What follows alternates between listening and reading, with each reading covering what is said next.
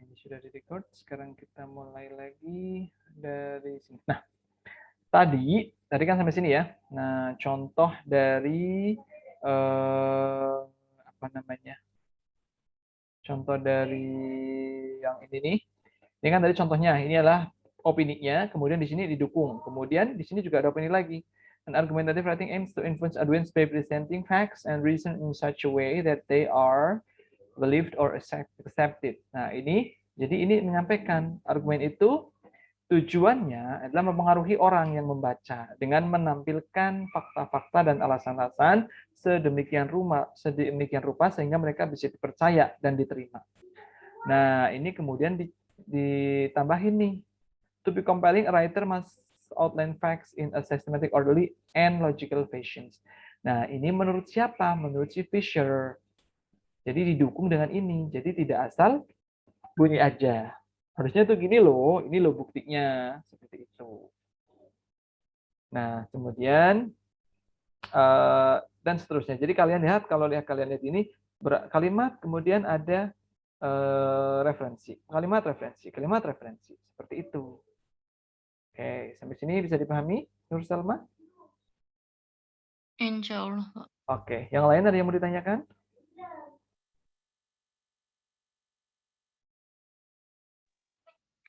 Bapak maaf, Ya, berarti silakan. kalau misalkan publish ini kan berarti banyak apa ya? Banyak apa? Silakan. Ngambil-ngambil kutipan gitu. Berarti opini kita tuh dikit gitu ya, Pak ya? Betul sekali. Nggak apa-apa. Ya memang Apa harusnya nggak apa-apa kayak ya gitu? memang harusnya seperti itu. Jadi kalian itu menulis skripsi itu adalah yang banyak kalian gunakan itu adalah kata hubung, bukan omongan kalian. Jadi makanya kalian harus banyak baca. Makanya saya itu selalu mendorong kalian supaya mau baca. Tapi ya kayak tadi contohnya, saya baru dapat hal ini Pak, gitu ya. Ya saya apresiasi lah kejujuran kalian. Paling tidak kalian jujur. Jadi tapi ya efeknya itu tadi. Nah, jadi kalau mau diskusi lebih lama seperti itu. Jadi kalau kalian lihat di bawah sini nih, kan tuh banyak banget referensinya. Tuh, mulai dari ini satu, dua, tiga, dan ini terus ke bawah tuh banyak. Tuh, 2 halaman lebih. 2 halaman lah. Oke, sampai sini ada yang mau ditanyakan lagi? Kalau belum kita akan melanjutkan yang ini. Bagaimana sih cara penulisan yang ini nih? Background of the study. Karena saya perlu mengenalkan dengan kalian. Jadi nanti ketika kalian menulis background of the study, kalian tidak asal nulis seperti itu. Jadi saya tunjukkan dulu. Ini loh yang namanya background of the study. Kan tadi sudah saya tunjukkan. Literary review sudah ya. Kemudian nanti kita akan ke sini lagi kok. Kemudian research objective tadi sudah saya blok yang kuning itu. Seperti itu. Nah, sekarang saya mau tunjukkan untuk background of the study. Tapi sebelum ini saya mau nanya dulu, ada yang bingung atau tidak sampai sini? Insya Allah belum. Oke. Insya Allah udah. Kalau belum, sekarang kita ke sini. Nah, sekarang coba kalian baca dari sini sampai ini kan masih satu paragraf ya. Coba dibaca sebentar. Satu paragraf. Ya, dibaca dulu. Saya kasih waktu sekitar ya 2 menit lah ya. Jangan panjang. Baca cepat aja, tidak usah harus paham banget. Dari sini nih, dari sini sampai sini. Sampai sini pojok sini. Silakan. Dibaca dulu. Silakan ya, 2 menit. Silakan.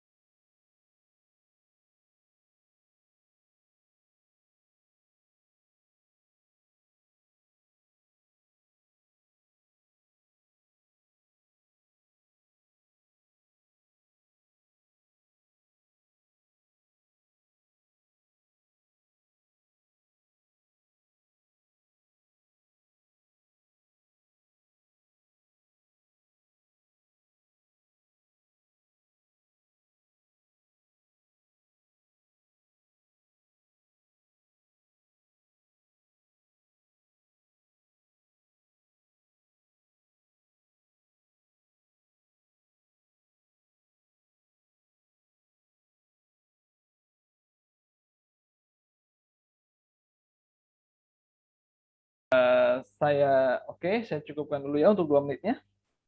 Oke, kita fokus dari sini.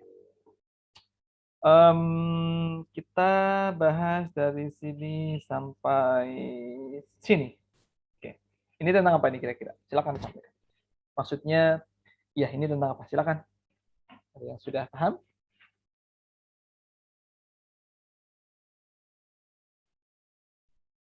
Responnya silakan.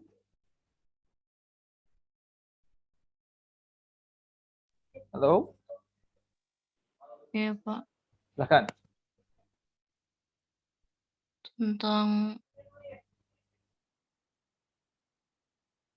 apa ya? Tentang Kemendikbud.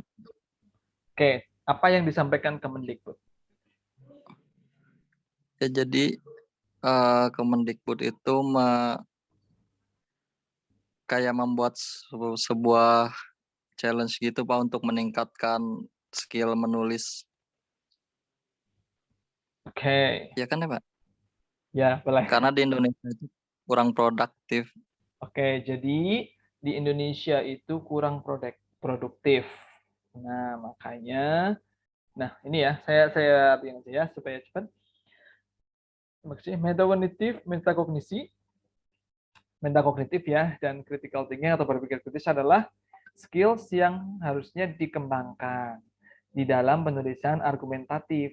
Nah, karena keadaan yang kurang produktifnya penulis Indonesia dibandingkan dengan dunia luar, nah, jadi ini nih berdasarkan peraturan pemerintah pemerintah Indonesia, Kementerian Indonesia, Kemendikbud, Kementerian Pendidikan dan Kebudayaan Indonesia itu ditantang untuk membuat pembelajaran yang mampu meningkatkan students writing skills dari tingkat TK, tingkat SD, tingkat dasar sampai ke tingkat universitas.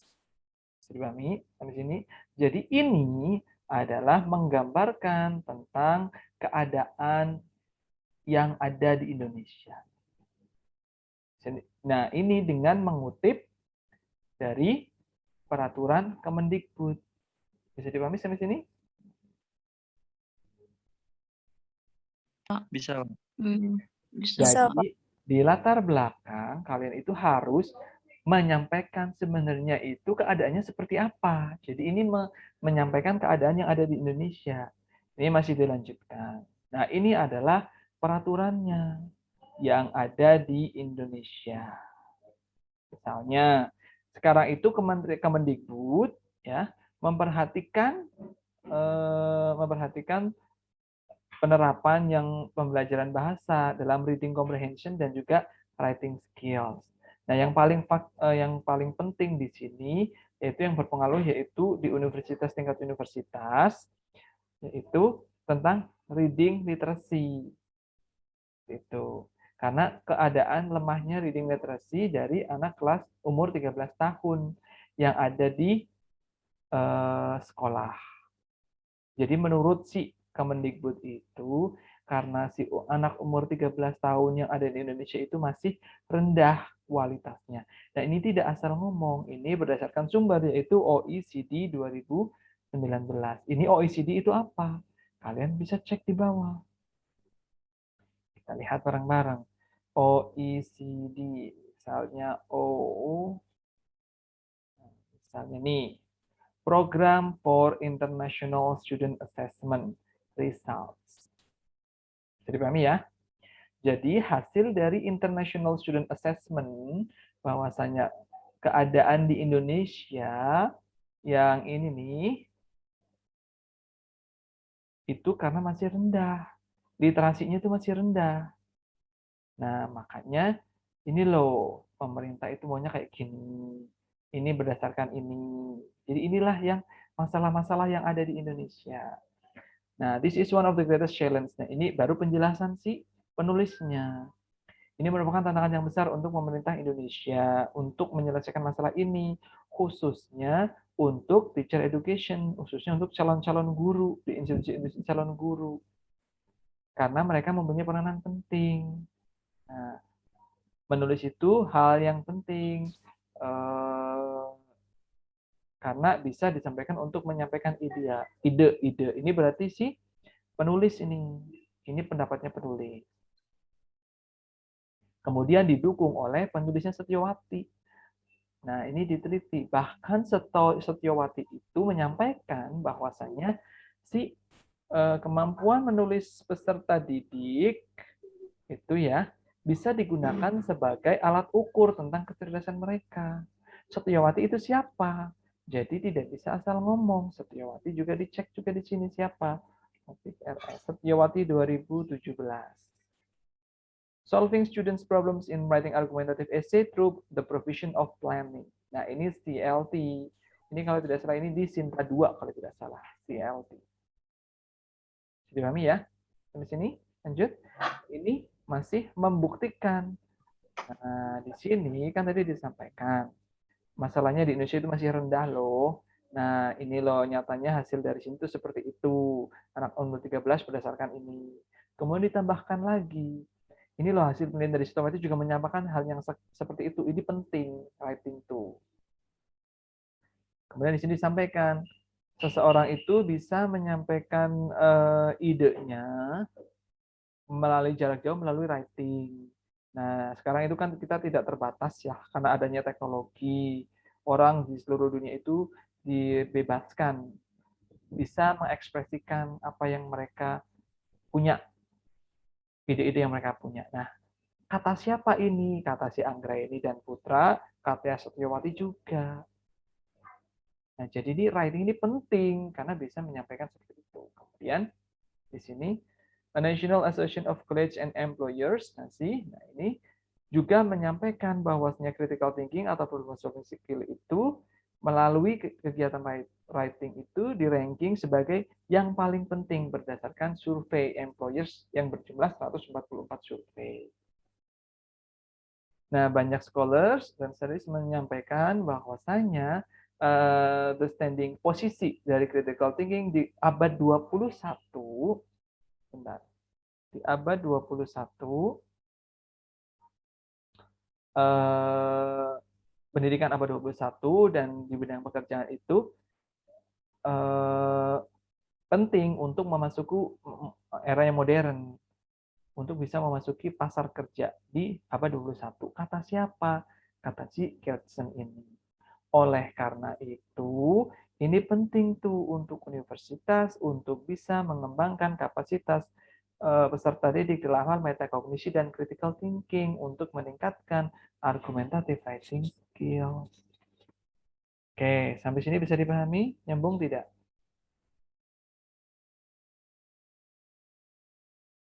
Halo? Nyambung, Pak.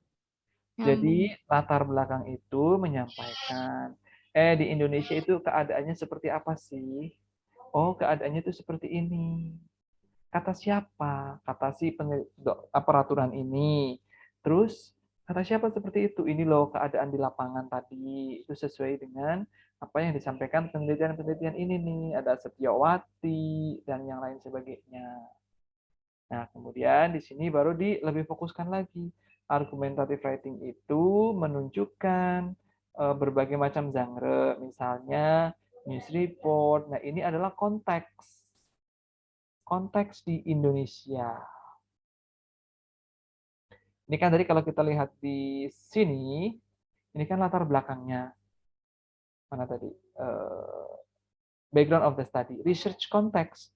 Nah, research context inilah yang baru masuk research context. Tadi kan background-nya. Kenapa sih itu diteliti? Karena ini penting. Pentingnya kata siapa? Kata peraturan ini, peraturan itu. Dan penelitian ini menunjukkan adanya kelemahan. Gitu. Maka bisa masuk ke sini nih. Nah, inilah konteksnya. Argumentative writing itu, misalnya, itu topiknya ini. Genre biasanya mengandung message untuk menunjukkan orang ini teorinya. Ini dari sini. Kemudian, regardless, tidak tanpa memperhatikan tipe atau genre sebuah writing, satu hal yang pasti adalah, menurut si Anggraeni, writer's intention for a response are expected gain from the readers. Jadi si writers tujuan menulis itu untuk mendapatkan respon yang diharapkan dari penulis. Kemudian Nah, hubungannya dengan argumentative writing, beberapa penelitian itu sudah meneliti untuk menemukan real or authentic measure of authentic writing.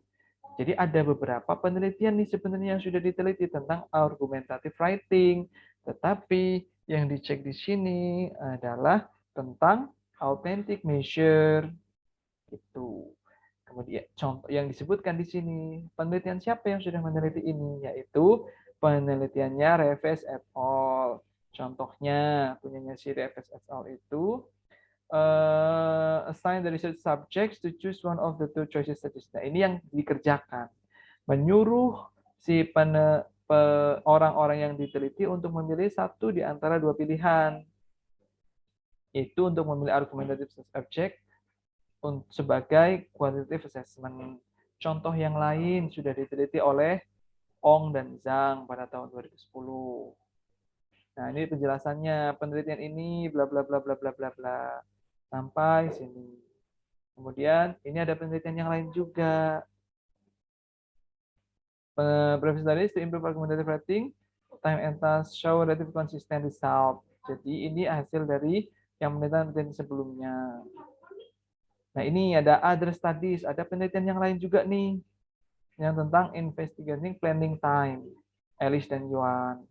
Kemudian tentang task condition oleh Ong, tentang interaksi between dua variabel Ong dan Zhang.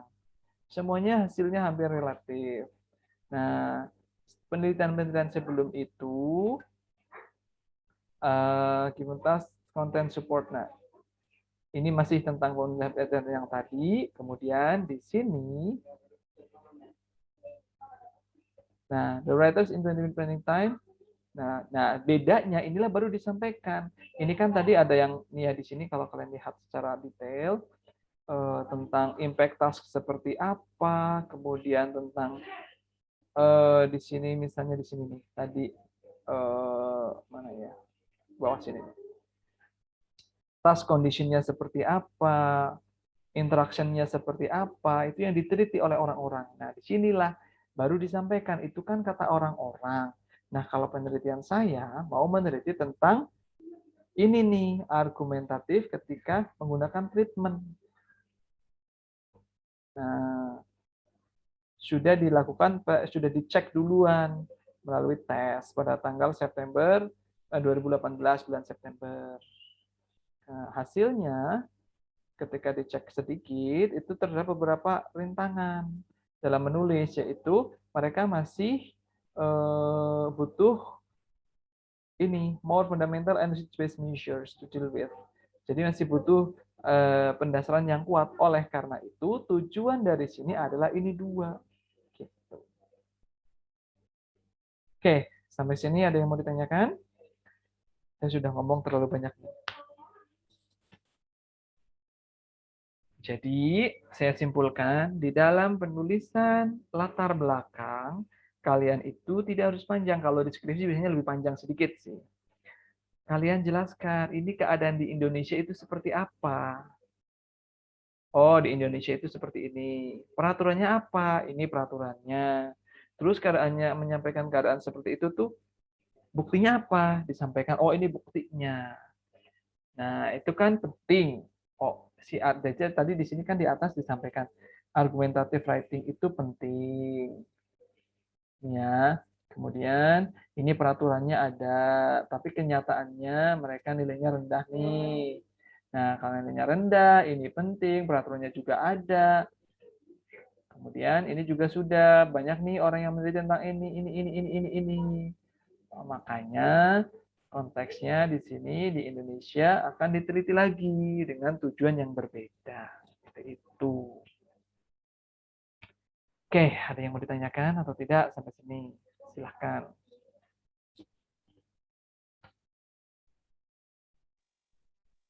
Belum, Pak. Jelas sampai sini?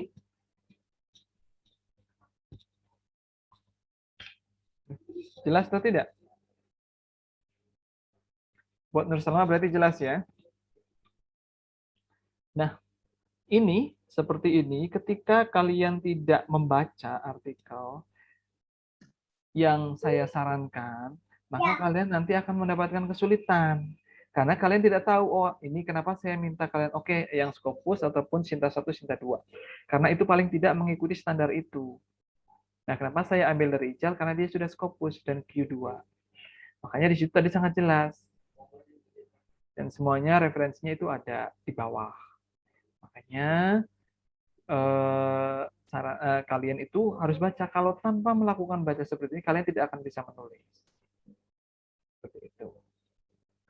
Oke, ada yang mau ditanyakan tidak? Ini saya ngomongnya sudah terlalu banyak ini. Belum ada pertanyaan, Pak. Nah, kalian ini jadi kalian ini mau, kalau kalian tidak membaca ya, saya mau ngomong seperti apapun, tidak akan ada efeknya. Karena yang harusnya kalian itu kan ini ya, saya sampaikan ini, kemudian kan kalian asumsinya ini paham atau tidak, ya coba di cross check dengan kasus kalian. Gitu. Baik, Pak. Nah, dari topik-topik, nah sekarang saya mau tanya sama kalian. Kalau kalian tidak bingung seperti ini, saya sekarang tanya, kira-kira kalian ini nanti mau membahas tentang apa topik penulisannya? Coba jawab satu-satu. Kita mulai dari siapa ya? Dina, coba Dina Rantika yang belum bersuara dari tadi. Kamu kira-kira mau membahas tentang apa topiknya? Dina? Iya Pak, putus sinyal Pak. Oke, kira-kira kamu mau ngebahas tentang apa? Kenapa? Untuk topik skripsi kamu akan membahas tentang apa kira-kira? Topik skripsi. Ya. Pikiran.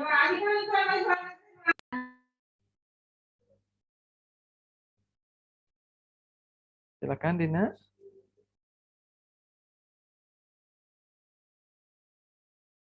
Oke. Dina, ya silakan, sudah bisa?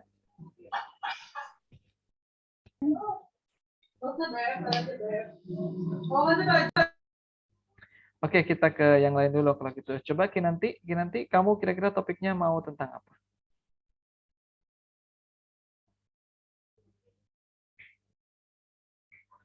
Oke, putus-putus juga. Fadil, silakan. Ya, Saya Pak,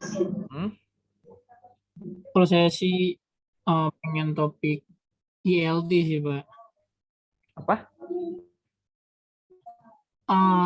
Tentang learning teaching Pak. Tentang? Learning teaching.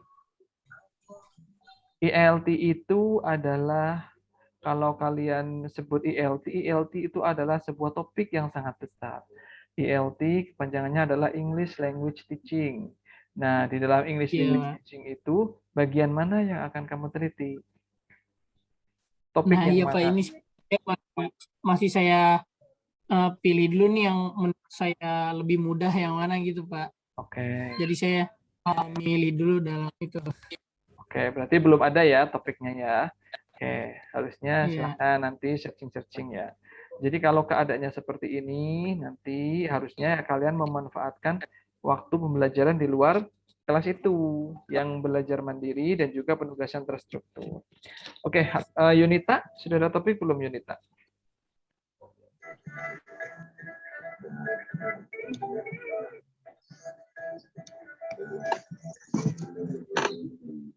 Belum ada respon. Naslita gimana Naslita? Teknik pembelajaran bahasa Inggris di sekolah dasar.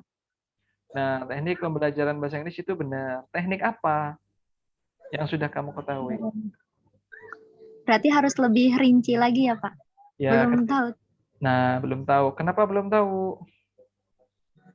Belum nemuin yang lebih tepat lagi. Nah, ketika kalian melihat ini nih, coba, ini kan jelas ya. Metakognitif, critical thinking. Ini kan topik. Kemudian argumentative writing, itu juga sebuah topik. Makanya saya minta kalian dari kemarin untuk searching, baca, dan coba pahami. Berarti masih bingung ya. Putus suaranya. Ya, nanti bisa dilihat lagi aja kalau misalnya putus-putus di YouTube-nya. Oke. Silahkan sekarang kita coba yang lain. Misalnya, Kinanti tadi kan sudah saya tanyakan. Coba Kinanti kira-kira apa topiknya yang mau dibahas? Iya, Pak. Apa yang mau dibahas sama Kinanti kira-kira topiknya?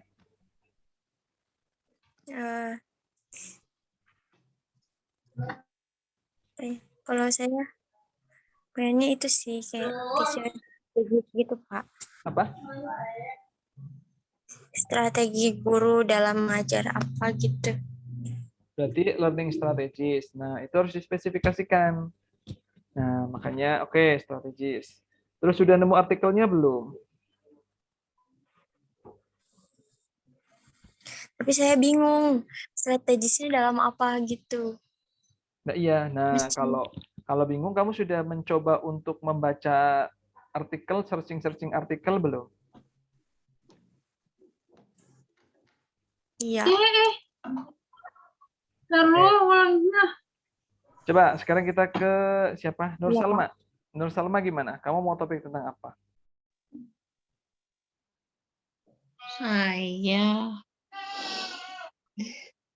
Saya mau ngambil topik tentang, karena di sebelumnya saya pernah nulis tentang IFL gitu, Pak. Tapi ke YouTube gitu. Kayak belajarnya tuh IFL tapi belajarnya online learning gitu. Mm-mm. Apa kata kuncinya berarti? Kuncinya ya IFL tentang gimana ya?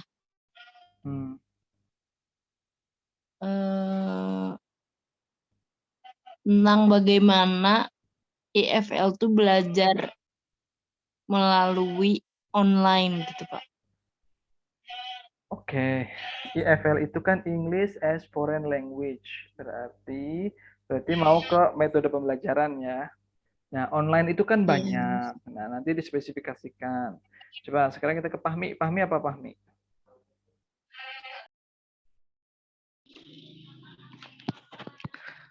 Ini Maaf waktu Pak, kita, kalau jurusan kayak kita kan pendidikan bahasa Inggris itu harusnya lebih menjuru ke pendidikannya atau ke bahasa Inggrisnya sih Pak? ya pendidikan bahasa Inggris. Ini kan nih IFL, berarti kan di kelas English as Foreign Language gitu.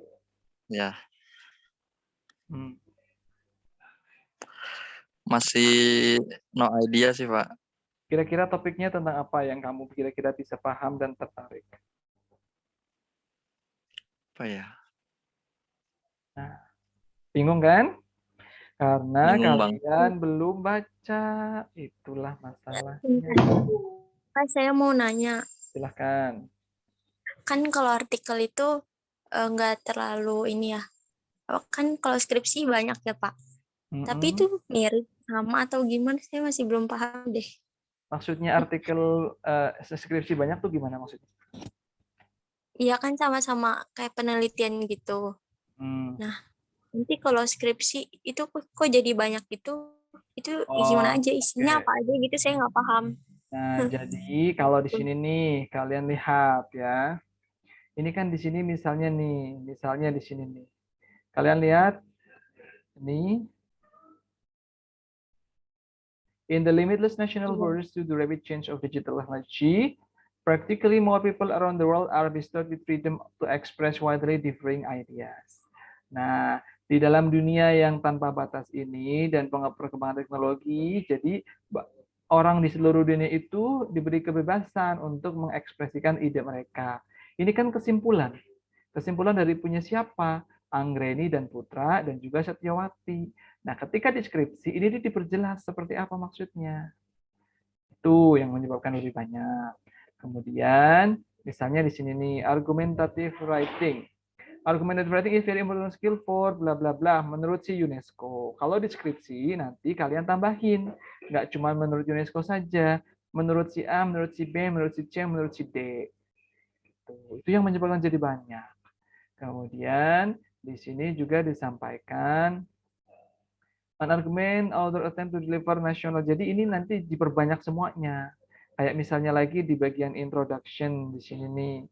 Nah, ini kan cuma ada sedikit contoh nih, sedikit contoh yang ngebahas tentang nih di sini nih sebentar. Nih ya. Previous studies to improve argumentating by setting on planning time and task conditions show bla bla sampai sini. Ong discovered. Nah, ini kan penjelasannya sangat sedikit. Cuma satu kalimat doang. Ong menemukan bahwasanya memanipulasi planning time dan task conditions variables khususnya di level complexity dan content provisions berpengaruh dalam pengukuran argumentative writing. Nah, ini kan bisa dijelaskan kalau deskripsi. Oh, si Ong meneliti seperti ini dengan metode ini bisa menjadi 4 sampai 4 paragraf itu bisa. Itu yang menyebabkan jadi banyak. Cuman kalau di sini nggak ditulis seperti itu. Misalnya lagi di bawah ini di sini nanti banyak. Misalnya kalau kalian lihat di sebentar di bagian bawah results and discussion. Nah, ini di sini ini nanti yang jadi banyak juga. Bentar. Bagian bawah. Sebentar. Nah, ini kayak gini nih juga. Jadi disambung-sambungkan. Ya, sebentar. Gimana lagi ya? Banyak. Ini Anderson. Jadi, nah ini kan di sini disebutkan critical thinking, version of Bloom's taxonomy, Anderson. Ini harusnya pasti ada di bagian 2 itu nanti. Jadi ini nanti secara detail. Jadi kalau di skripsi itu lebih didetailkan. Misalnya di sinilah kita bahas tentang critical thinking misalnya. Mana tadi yang critical thinking ini metacognition, critical thinking itu paling bawah tadi ya. Misalnya metacognition. Nah, ini critical thinking. Nah, critical thinking adalah bla bla bla bla. Nah, ini nih ini jadi nanti kalian harusnya lebih banyak lagi yang dibahas di sini seperti itu. Ini dijelaskan secara detail. Penelitiannya sumber-sumbernya lebih banyak dari ini gitu yang menyebabkan jadi banyak. Misalnya ini kalimat nih. Untuk mengembangkan critical thinking dan metacognitive arguments, critical logic is one of the most vital instruction approaches. Nah, ini kan menurut si Reyes sama Pian. Nah, ini nanti bagaimana caranya? Ini dijelaskan. Kalau di skripsi, itulah yang menyebabkan ini menjadi banyak. Bisa dipahami ya? Ini nanti? Iya, Isinya Pak. sama persis Terus seperti ada lagi, ini. Pak. Ya, silakan. Tapi balik lagi ke tadi apa? Literatur review itu. Itu tuh teori. Iya. Atau gimana? Literatur Teori gitu review adalah teori dan penelitian-penelitian sebelumnya yang sudah dilakukan. Nah, itu kan tadi Bapak bilang jangan asal taruh aja kan gitu. Soalnya itu nanti menyangkut ke bab 4. Nah, berarti kalau di esai itu kayak thesis statement-nya gitu bukan sih? Bukan, thesis statement itu ada di tujuan penelitian. Oh, terus bedanya apa ya? Ini nih ya. Gini, bayangkan kalian itu, tinggal 3 menit lagi. Bayangkan kalian itu mau bikin nasi goreng terbaru. Jelas? Nah, literatur review itu adalah, kalau di Solo, itu nasi goreng pakai nanas. Itu sudah dilakukan oleh Bang Paijo. Kalau di Bogor, itu nasi goreng nanas plus babat. Udah dilakukan oleh Mas Bejo. Paijo sama Bejo berhasil membuat seperti itu. Kemudian kalau di daerah Jakarta itu ada namanya Mas Paimin. Paimin itu membuat nasi goreng nanas plus pete. Nah, dari ketiganya itu mereka berjualan laris manis. Nah, cara pembuatannya seperti ini. Kata Mas Paijo, dia mengapa menambahkan pete karena dia sudah membaca manfaat pete, bla bla bla bla bla bla. Itu semuanya di bab 2. Jelas?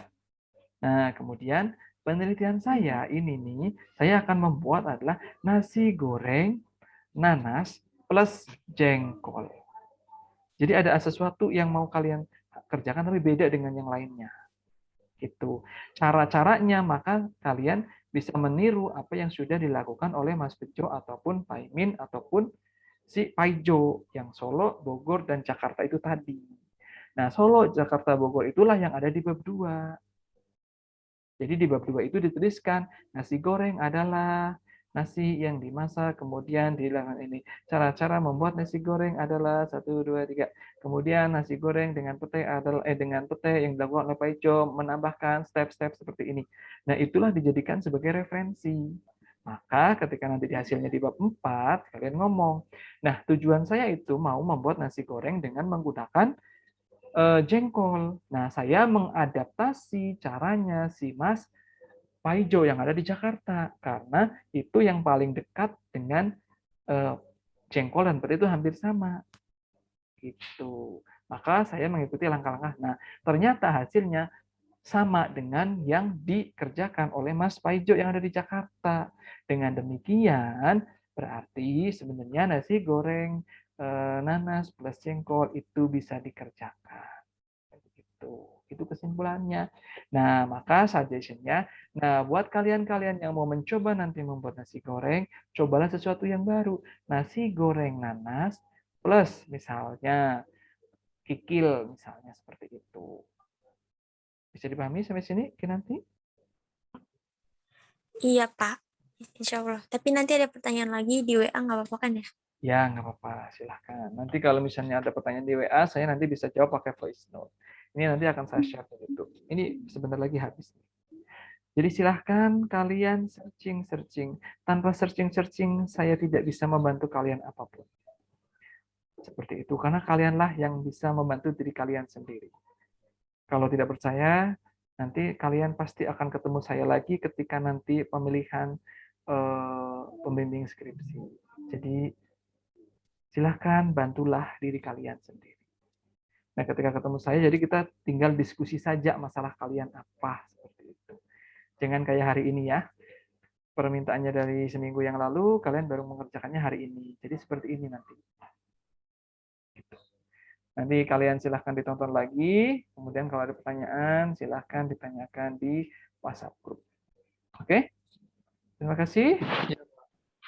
Assalamualaikum warahmatullahi wabarakatuh. Ini kayaknya bentar lagi habis.